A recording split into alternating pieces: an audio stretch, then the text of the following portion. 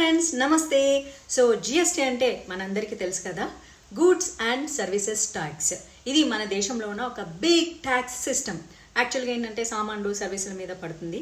అయితే ఇప్పుడు మన సెప్టెంబర్ 2025లో జిఎస్టీ కౌన్సిల్ బెస్ట్ సంస్కరణలు అయితే అనౌన్స్ చేసింది. దీన్ని జిఎస్టీ 2.0 అంటున్నారు. హెల్త్ సెక్టార్ మీద స్పెషల్ ఫోకస్ పెట్టారనమాట. ఎస్, సో మొదటగా ఏంటంటే హెల్త్ అండ్ లైఫ్ ఇన్సూరెన్స్ పాలసీల మీద 18% జిఎస్టీ ఉంది కదా, ఇప్పుడు 0 చేశారు. అండ్ ఇది పర్సనల్ ప్రీమియంకి వర్తిస్తుంది. అంటే ఇన్సూరెన్స్ ఖర్చులు అయితే ఇప్పుడు తగ్గుతాయి. ఇంకా చాలామంది ఇన్సూరెన్స్ కూడా ఎక్కువగా తీసుకుంటారు. అలాగే హాస్పిటల్ బిల్స్ పెరిగిపోతున్న టైంలో ఈ ఫినాన్షియల్ సెక్యూరిటీ సూపర్గా హెల్ప్ అవుతుంది. ఇంకా మందుల మీద కూడా అనమాట. ఈ మెడికల్ డివైజెస్ గురించి చెప్తే 33 రకాల లైఫ్ సేవింగ్ మందుల మీద జిఎస్టీ 12% నుంచి 0 తగ్గించారు.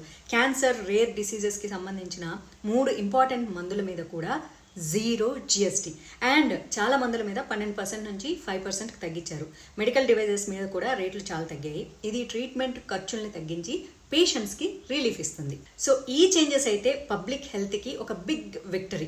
హెల్త్ ఎక్స్పర్ట్స్ అయితే దీన్ని బాగా వెల్కమ్ చేస్తున్నారు. ఎందుకంటే ట్రీట్మెంట్ బర్డెన్ అయితే తగ్గుతుంది, అఫోర్డబుల్ హెల్త్ కేర్ అందరికీ అందుతుంది. ఈ సెప్టెంబర్ 22, 2025 నుంచి ఇవన్నీ స్టార్ట్ అవుతాయి. ఈ నవరాత్రి దీపావళికి ప్రజలకి ఇది చాలా బెస్ట్ గిఫ్ట్ అనమాట. సో ఈ జిఎస్టీ రిఫార్మ్స్ హెల్త్ సెక్టార్ని మరింత స్ట్రాంగ్ చేస్తాయి, ప్రజల లైఫ్ని చాలా బెటర్ చేస్తాయి అన్నమాట. అంతే కదా, ఇప్పుడు ఒక్కొక్క మెడిసిన్ కొనాలంటే ఎంత కాస్ట్. అసలు జిఎస్టీ 18% కట్టడానికి మనం ఏడుస్తుంటాం. అది తగ్గిపోతే మనకి ఇంకో మెడిసిన్ ఎక్స్ట్రాగా వచ్చే అవకాశం కూడా ఉంటుంది కదా. సో దీనిపైన మీ అభిప్రాయం తెలియజేయండి. అంతేనా, ఓ లైక్ కొట్టేసేసి షేర్ కూడా కొట్టేసేయండి.